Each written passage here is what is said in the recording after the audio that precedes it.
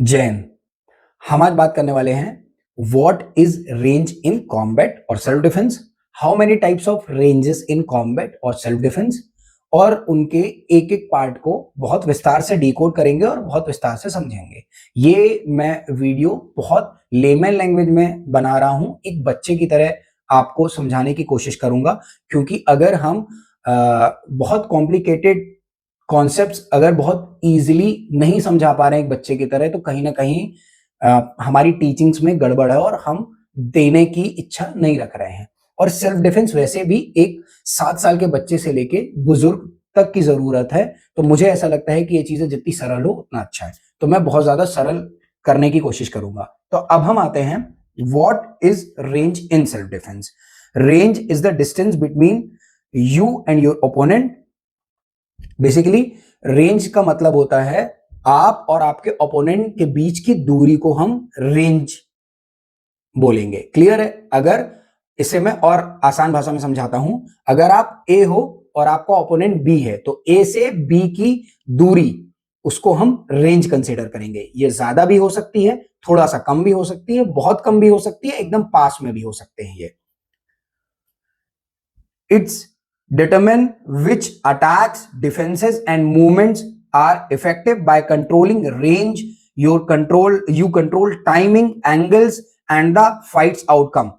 जब आपको रेंजेस की जानकारी हो जाएगी तो आप टाइमिंग्स, एंगल और कौन से रेंज में कौन सी स्ट्राइक इफेक्टिव है, कौन सी यूजलेस है, उसको आप बहुत अच्छे से अपने मेंटल कॉम्बैट में प्रोसेस कर पाओगे और उसके हिसाब से आप चूज कर पाओगे, जिससे कि वो जो फाइट आपके अगेंस्ट जाने वाली थी, तो उसका आउटकम आप चेंज करके अपने फेवर में कर सकते हो। ये हमने पिक्चर तैयार की है जो कि बच्चों को समझाने के लिए है, जिसमें कि लिखा हुआ है ऊपर व्हाट इज रेंज, और यहाँ पे दो किड्स हैं। जो एक बच्चा है उसने ब्लू टी शर्ट पहन के रखी है और जो एक है उसने येलो हुडी पहन के रखी है। और आप देखेंगे कि नीचे लिखा हुआ डिस्टेंस, यहाँ पे यू लिखा हुआ है और ओपोनेंट लिखा हुआ है और एक सीधी लाइन खींची हुई है, मतलब कि, और उसी के नीचे लिखा हुआ है द स्पेस बिटवीन, मतलब कि उन दोनों के बीच का जो लाइन है वो डिस्टेंस उन दोनों के बीच का दिखाने की कोशिश हो रही है। और वो वहां साइड में लिखा हुआ है हाउ फार आर यू, मतलब कि कितना दूरी है उन दोनों के बीच में। मेक्स मूव वर्क, अब वहां पे आपको चूज करना पड़ेगा कौन सा मूव आपका वर्क कर रहा है। अगर मैं ब्लू वाले बच्चे को ए समझ रहा हूं और येलो वाले बच्चे को बी समझ रहा हूं, तो ए और बी के बीच की दूरी को आप रेंज कंसिडर करेंगे। अब मुझे लगता है कि आपको रेंज बहुत अच्छे से समझ में आ गया होगा, रेंज शब्द का मतलब। अब हम आते हैं, how many types of range are there. There are 5 primary types of combat ranges in self defence. Long range, जिसे कि किकिंग और वेपन रेंज बोला जाता है। मिड रेंज, पंचिंग रेंज जिसे कि कंसीडर किया जाता है। Close range, clinching range. Extreme close quarter, ECQ। और फिर आता है फिफ्थ, ग्रैपलिंग, मतलब कि ग्राउंड फाइट। अब हमने एक डायग्राम फिर रेडी किया है जो कि बच्चों को समझाने के लिए है। लॉन्ग रेंज, जहां पे किकिंग मतलब एक पैर की दूरी या फिर एक पैर से ज्यादा की दूरी को हम लॉन्ग रेंज कंसीडर करेंगे। अब इसमें कौन कौन से हमले हो सकते हैं? आपको पत्थर फेंक के मारना, स्टिक से मारना, एक पैर की दूरी बराबर, है ना, मारते हुए अंदर आना, बेसबॉल से मारते हुए अंदर आना दूर से दौड़ते हुए, वो भी लॉन्ग रेंज में कंसीडर होगी, जहां पे आपके पास भागने का भी ऑप्शन रहता है।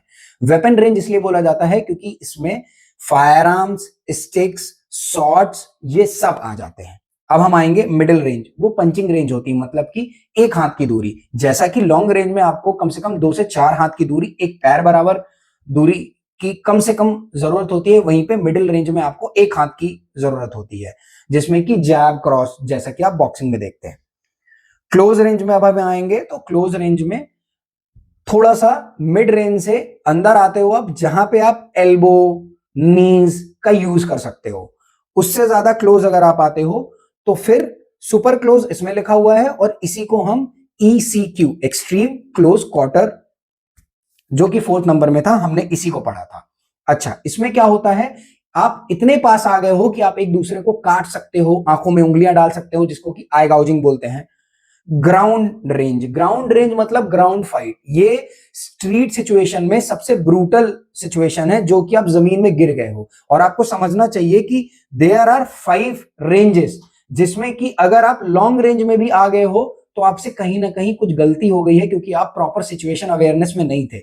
अगर आप लॉन्ग रेंज से मिड रेंज और क्लोज रेंज के अंदर आते आते वहां से आप स्केप नहीं कर पाए हो, तो ECQ, जिसे कि एक्सट्रीम क्लोज क्वार्टर बोला जाता है, और ग्राउंड रेंज मतलब कि ग्राउंड फाइटिंग में अगर आप इन्वॉल्व होने पाओगे तो वो आपके लिए बहुत ज्यादा ब्रूटल हो सकता है स्ट्रीट में। अब हम आएंगे लॉन्ग रेंज में, जिसे कि किकिंग और वेपन रेंज। मैंने पहले ही आपको बताया है कि 2 से 4 हाथ की दूरी चाहिए, effective for kick long weapons, avoiding contact, है ना, जिसमें कि आप बच सकते हो वहां पे एंगेज होने से। रन करने का भी आपके पास ऑप्शन होता है, किक मार के आप उसको दूर फेंक सकते हो। लॉन्ग वेपन का यूज करके आप दूर से ही बिना क्लोज आए कर सकते हो। गोल क्या है? मेंटेन और क्लोज डिस्टेंस सेफली। अब यहाँ पे समझने वाली बात है, या तो आप डिस्टेंस मेंटेन करो उससे, पर अगर आप क्लोज जा रहे हो तो क्लोज आप इसलिए जाओगे क्योंकि आपको स्केप करना है। टैक्टिकल फुटवर्क का यूज करके आप लॉन्ग से मिड जाओगे और मिड से आप स्केपिंग के लिए जाओगे। एग्जाम्पल टेक्निक्स: पुश किक, जो कि आप ओपोनेंट को दूर फेंक सकते हो; ऑब्लिक किक, जिससे कि आप उसकी नी और शिन तोड़ सकते हो; और स्टिक स्ट्राइक, जो कि आप काली में सीखते हो। ये हमने एक डायग्राम बनाया बच्चों को समझाने के लिए। आप ये देखिए, उसने एक किक उठा के रखा है और उसमें लिखा हुआ है 2 से 4 हाथ की दूरी, और नीचे हमने एक स्टिक भी बनाई है, मतलब कि वो वेपन को दिखाने की कोशिश हो रही है वहां पे। अब हम आएंगे मिडिल रेंज में, जो कि पंचिंग रेंज है। डिस्टेंस आपकी 1 हाथ की दूरी, मैंने पहले आपको समझाया है ये चीज कि 1 हाथ की दूरी होनी चाहिए। इफेक्टिव फॉर पंचेस, एल्बोज और शॉर्ट किक। देखो, पंचेस, जैब एंड क्रॉस, अब मिड से वो क्लोज कंसीडर करेगा, क्योंकि पहले से जो 5वीं रेंज तक है वो शॉर्ट, धीरे धीरे मतलब रेंज का जो है वो शॉर्ट होते जाएगा। Long range, mid range, close range और एक्सट्रीम क्लोज, और फिर ग्रैपलिंग। गोल क्या है? काउंटर, एंगल आउट, इसमें एंगल इन नहीं लिखा हुआ है, एंगल इन, और क्लिंच। क्लिंच मिड रेंज से कंसीडर करने लग जाते हो आप, पर वो लास्ट फेज है मिड रेंज का, क्योंकि आप यूज करोगे जैब एंड क्रॉस और क्लिंचिंग, मतलब कॉम्बिनेशन में जाओगे और क्लिंच करने की कोशिश करोगे। आप जैसे ही क्लिंच करते हो वो कंसीडर हो जाता है close range, proper close range, ना कि मिड रेंज। पर मिड रेंज का लास्ट फेज है, आप मिड रेंज से घुसते हुए क्लोज रेंज जाते हो। एग्जांपल, जैब क्रॉस कॉम्बो, जैसे कि मैंने पहले बताया, पैरी और काउंटर। एग्जैक्टली यहाँ पे एक डायग्राम बना है बच्चों का, जिसमें कि दोनों हैंड्स ऑन गार्ड है और उन दोनों के बीच की दूरी इतनी है कि जिसमें कि एक स्ट्रेट पंच, मतलब बेसिकली 1 हाथ की दूरी दिखाते हैं, जहां पे वो आपने बॉक्सिंग में देखा होगा स्ट्रेट पंच और क्रॉस करते हैं। बॉक्सिंग, अगर आप मैचेस बॉक्सिंग के देखेंगे तो वो मिड रेंज से हमेशा क्लोज रेंज तक की 80% फाइट होती है, और आपने क्लिंच करते हुए देखा होगा जो कि सिर्फ 10% होता है, वो क्लोज से एक्सट्रीम क्लोज क्वार्टर के लिए होती है। अब हम आते हैं क्लोज क्लिंचिंग रेंज। जैसा कि मैंने आपको पहले बताया, ये छाती से छाती के बीच की दूरी होती है, मतलब आप बहुत ज्यादा मुंह एक दूसरे के पास आ रहा होगा, चेस्ट टच हो रहा होगा, अब आप एक दूसरे की बॉडी प्रॉपर टच कर पा रहे हो, जहां पे स्पेस बहुत ज्यादा कम है। एल्बो रेंज मतलब कि 1 हाथ की दूरी, अगर आप उसको बोल रहे हो, मिडिल को बोल रहे हो, तो अब आप क्लोज को बोलोगे एल्बो बराबर, मतलब 1.5 कंसिडर कर सकते हो आप। तो अब आ रहे हो, इसमें इफेक्टिव क्या क्या है? नीज, एल्बोस और ग्रिप फाइटिंग। ग्रिप फाइटिंग का मतलब ग्रैप कर रहे हो, होल्ड कर रहे हो, कैविलियर यूज कर रहे हो, लॉकिंग का यूज कर रहे हो। Example technique, knee strike, clinching control. और अब आप क्लिंचिंग कंट्रोल में तो आ गए हो, उसके बाद पम्बलिंग। पम्बलिंग का मतलब होता है ठूसना। अब आप इतने पास आने लग गए हो कि जो आप ठूसने वाली स्थिति समझ रहे हो ना, अब ये जहां पे पम्बलिंग आ गई तो मतलब कि आप क्लोज क्वार्टर से एक्सट्रीम क्लोज क्वार्टर में एंटर करने वाले हो, मतलब कि अब बिल्कुल जगह नहीं रह गई। जैसे हम कपड़े ठूसते हैं कवर्ड पे, तो कोई बैग में आप जबरदस्ती का सामान भर रहे होते हो ठूस ठूस के, तो मतलब इतनी सिचुएशन आ रही होगी।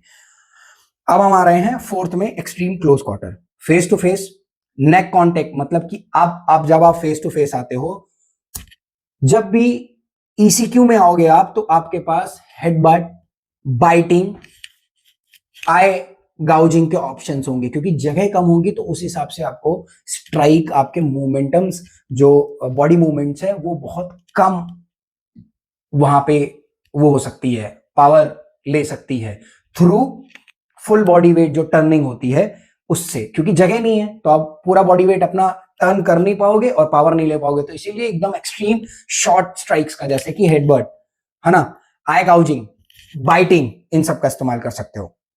वही है जो मैंने आपको बताया, effective for headbutt, eye strikes, choke defences. अब आप चोक कर सकते हो क्योंकि एक्सट्रीम क्लोज क्वार्टर में आप पे चोक्स लगना, नेक चोक्स लगना और फ्रंट चोक, बैक चोक, रियर चोक, इन सब चीजों का होता है। गोल स्पेस क्रिएट करना है और स्केप करना है, क्योंकि अब आप इसके बाद बहुत ब्रूटल, ऑलरेडी आप बहुत ब्रूटल सिचुएशन में हो क्योंकि आप एक्सट्रीम क्लोज क्वार्टर में आ गए हो। आपको पहले ही लॉन्ग रेंज से 5 स्टेप हैं जिनमें कि आपको पहले स्टेप में भी नहीं आना था। सिचुएशन अवेयरनेस से आप बच सकते थे, पर आप आ गए किसी गलतीवश, तो आपको मिड से क्लोज में ही खत्म करना था। एक्सट्रीम क्लोज क्वार्टर और ग्राउंड वर्क में आपको जाना ही नहीं है अगर आप एक अच्छे सेल्फ डिफेंस सिस्टम में हो तो। एग्जाम्पल टेक्निक्स जो कि मैंने आपको बताया ऑलरेडी।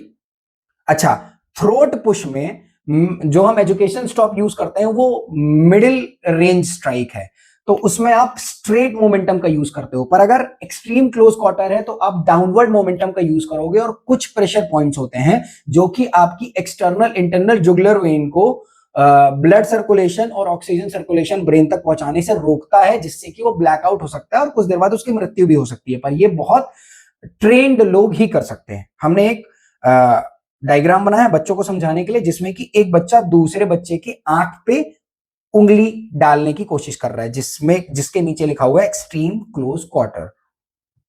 अब आप आ रहे हो ग्रैपलिंग सिचुएशन में। देखो, ग्रैपलिंग सिचुएशन स्ट्रीट की सबसे वर्स्ट केस सिनेरियो है, जिसमें कि आपको कभी फंसना ही नहीं चाहिए। पर अगर आप फंस गए तो आपका उद्देश्य यही होना चाहिए कि जल्दी से जल्दी आप अपने पैरों में खड़े रहें, क्योंकि जैसे ही आप नीचे जाओगे तो वहां पे सामने वाला ज्यादा डोमिनेशन बना सकता है और आपको माउंटेड, आपके छाती के ऊपर बैठ के आपको चोक कर सकता है, आप पे खड़े होकर स्टॉर्म किक का यूज कर सकता है, किक्स मार सकता है। मल्टीपल अटैकर हुए तो आपको बिल्कुल एकदम पैरों से रौंदने की कोशिश करेंगे, पैरों से किक मारने की कोशिश करेंगे, और आप बहुत ज्यादा चीजें नीचे खड़े होकर नहीं कर सकते, क्योंकि आपको मेन निकलना स्केपिंग है, जो कि स्केपिंग ग्राउंड फाइट में बहुत ज्यादा मुश्किल हो जाती है। इसीलिए अच्छे सेल्फ डिफेंस सिस्टम्स में, जैसे कि क्रव मगा हो गया और किसी भी अच्छे सेल्फ डिफेंस सिस्टम्स में, आप देखेंगे ग्रैपलिंग को प्रायोरिटी रखा ही नहीं जाता, क्योंकि वो एकदम एक्सट्रीम ब्रूटल सिचुएशन है। आपको मैंने जैसे कि बताया 5 स्टेप है, 5 स्टेप के 3 स्टेप के पहले पहले ही आपको अपने एनिमी को न्यूट्रलाइज करना है या फिर वहां से स्केप करना है सेफली। मुझे लगता है कि हम आज बहुत अच्छे से हमने इस चीज को समझा होगा। सो जय।